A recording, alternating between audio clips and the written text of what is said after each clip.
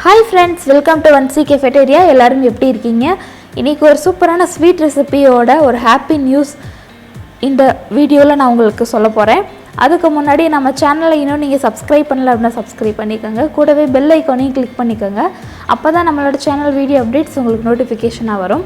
நம்ம channel 1000 சப்ஸ்கிரைபரை reach பண்ணிருச்சு. இது எல்லாத்துக்கும் மிகப்பெரிய சப்போர்ட்டா இருந்த சப்ஸ்கிரைபர் ஃப்ரெண்ட்ஸ் ரிலேட்டிவ்ஸ் நெய்பர்ஸ் எல்லாத்துக்கும் என்னுடைய மிகப்பெரிய நன்றி. நம்மளோட சேனலில் குக்கிங் ரெசிபீஸ் ப்ளஸ் vlog இந்த ரெண்டு டைப் தான் நம்ம பார்த்துட்ருக்கோம். வேறு எந்த மாதிரியான வீடியோஸ் போடணும் நீங்கள் எதிர்பார்க்குறீங்க அப்படின்னு கமெண்ட்டில் போஸ்ட் பண்ணுங்கள். இப்போது ஒரு சூப்பரான ஸ்வீட் செய்ய ஆரம்பிச்சிடலாம். நான் ஒரு 1/2 கப் அளவு சின்ன ஜவ்வரிசியை லைட்டாக வாஷ் பண்ணிவிட்டு 10 நிமிஷம் தண்ணியில் ஊற வச்சு எடுத்திருக்கேன். இப்போது அந்த ஜவ்வரிசியை ஒரு பாத்திரத்தில் ஆட் பண்ணிக்கலாம். அடுத்து கொஞ்சம் தண்ணி ஆட் பண்ணிக்கலாம்.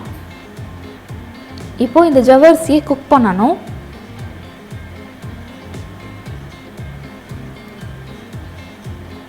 ஃபைவ் மினிட்ஸ்க்கு ஒரு தடவை மிக்ஸ் பண்ணுங்கள். ஏன்னா இது அடி பிடிக்கும். அதனால் 5 மினிட்ஸ்க்கு ஒரு தடவை மிக்ஸ் பண்ணி விட்டீங்க அப்படின்னா பாத்திரத்தில் ஒட்டாது. இப்போ பார்த்தீங்க அப்படின்னா ஜவ்வரிசி நல்லா குக் ஆகிடுச்சு. இந்த டைமில் ஃப்ளேம் ஆஃப் பண்ணிடலாம்.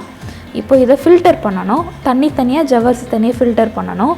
இந்த மாதிரி பெரிய ஹோல் இருக்கிற வடித்தட்டு எடுக்காதீங்க. நான் பெரிய ஹோல் இருக்கிற வடித்தட்டு எடுத்தனால பாதி ஜவ்வரிசி கீழே போயிடுச்சு. சின்ன சின்ன ஹோல் இருக்கிற வடித்தட்டு எடுத்துக்கோங்க. ஏன்னா அது சின்ன ஜவ்வரிசிங்கிறனால வேகமாக அந்த ஹோல் வழியாக போயிடுச்சு. இப்போது ஃபில்டர் பண்ணி இவ்வளோ ஜவ்வரிசி எனக்கு கிடச்சிருக்கு, பாதி கீழே போனனால. இப்போது இதை ஒரு பவுலில் எடுத்துக்கலாம். இப்போ நம்ம பாயசம் செய்ய ஸ்டார்ட் பண்ணிடலாம். நான் ஒரு 300 ml பால் ஆட் பண்ணியிருக்கேன். அதில் ஒரு 2 சின்ன டம்ளர் அளவு தண்ணி ஆட் பண்ணிக்கலாம். எப்போவுமே சேமியா பாயசமாக இருந்தாலும் சரி, ஜவ்வரிசி பாயசமாக இருந்தாலும் சரி, பால் கொஞ்சம் அதிகமாக இருந்துச்சு அப்படின்னா சாப்பிட்றதுக்கு நல்லாயிருக்கும். இல்லாட்டி பால் ஜவ்வரிசி ரெண்டும் நல்லா ஆறின பின்னாடி ஊற ஊற கெட்டி சேர்ந்துடும். அதனால் கொஞ்சம் பால் அதிகமாக ஆட் பண்ணிங்க அப்படின்னா நல்லாயிருக்கும். இப்போது அதில் 3 ஏலக்காயை இடித்து ஆட் பண்ணியிருக்கேன். அடுத்து இந்த பாயசத்துக்கு தேவையான அளவு சுகரும் ஆட் பண்ணிக்கலாம்.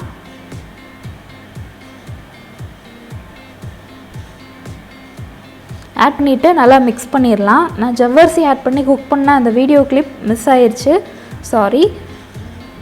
பால் நல்லா பொங்கின பின்னாடி நம்ம வேக வச்சு எடுத்து அந்த ஜவ்வரிசி ஆட் பண்ணி ஒரு 5 மினிட்ஸ் குக் பண்ணிவிட்டு ஃப்ளேம் ஆஃப் பண்ணிடணும். அவ்வளோதான், அந்த கிளிப் மட்டும் மிஸ் ஆயிடுச்சு.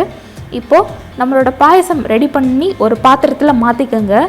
இப்போது அதில் முந்திரி திராட்சையை நெய்யில் வறுத்து ஆட் பண்ண போகிறோம். ஒரு பேனில் நெய் 1 டேபிள் ஸ்பூன் ஆட் பண்ணிவிட்டு அதில் முந்திரி திராட்சை ஆட் பண்ணியிருக்கேன். இப்போது இது நல்லா ஃப்ரை ஆன பின்னாடி இதை அப்படியே பாயசத்தில் ஆட் பண்ணால் நம்மளோட சுவையான ஜவ்வரிசி பால் பாயசம் ரெடி.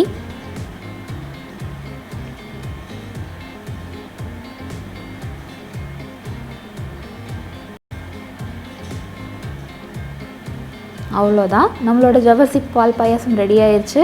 இந்த ரெசிபி கண்டிப்பாக உங்கள் வீட்டில் ட்ரை பண்ணி பாருங்கள். இந்த வீடியோ உங்களுக்கு பிடிச்சிருக்குன்னு நினைக்கிறேன். இந்த வீடியோ பிடிச்சிருந்துச்சு அப்படின்னா இந்த வீடியோக்கு ஒரு லைக் கொடுங்க. தேங்க்யூ ஃபார் வாட்சிங்.